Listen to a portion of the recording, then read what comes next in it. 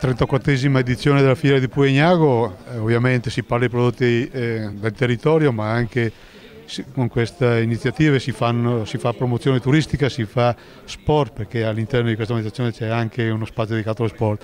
Ovviamente la presentazione, credo che anche l'inaugurazione, non poteva mancare l'assessore alle attività turistiche e dello sport della provincia della regione Lombardia, Monica Rizzi. Grazie per questa bella presentazione. Io sono ovviamente vicina al nostro territorio, anche perché il nostro territorio, il Garda in particolare, il lago più grande d'Italia e anche il più importante a livello economico, con questa fiera, con questa manifestazione che è arrivata alla sua 34esima edizione, per cui insomma di tutto onore questo livello di manifestazione, deve fare il salto di qualità. Il salto di qualità va proprio nell'indicazione che lei ha appena citato.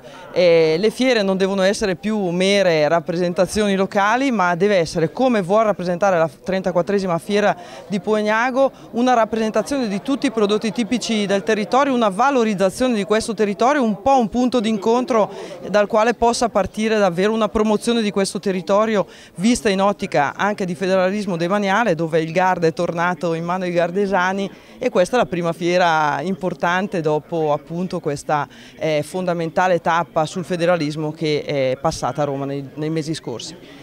Allora, questa fiera, da qua si parte per promuovere un territorio che sotto tutti i punti di vista, dal punto di vista enogastronomico, dal punto di vista turistico, perché i numeri la dicono lunga, rappresenta quel che è un'eccellenza lombarda. Noi non potevamo mancare essere qua oggi. Io porto anche i saluti dell'assessore all'agricoltura, dei capitani, perché non può essere qua con noi, ma guarda con buon occhio questa fiera e cosa rappresenta per un territorio così importante come il Garda, ma così delicato, come dico sempre io. Va preservato e conservato nella migliore delle maniere. Questo è un buon inizio appunto per riprendere in mano il Garda in tutta la sua bellezza, in tutta la sua fragilità, ma anche in tutta la sua potenzialità, e lanciarlo verso un Expo 2015 che vedrà le eccellenze lombarde, per cui le eccellenze anche del Garda, fare da regina.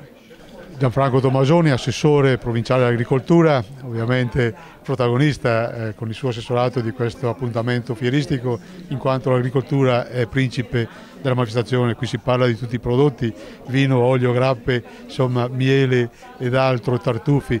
Ecco un po' una rassegna della produzione della nostra provincia. Sì, io ricorderei dell'agricoltura, sono un assessore all'agricoltura ma anche all'alimentazione. Come diceva lei prima, l'alimentazione è assolutamente fondamentale e perciò questi sono momenti davvero importanti per presentare i nostri prodotti, i prodotti agricoli della nostra zona e in particolare i prodotti agricoli dell'area di Puegnano. Sono prodotti di grande eccellenza, perciò ben vengano queste manifestazioni che aiutano a uscire da questo momento di crisi difficile.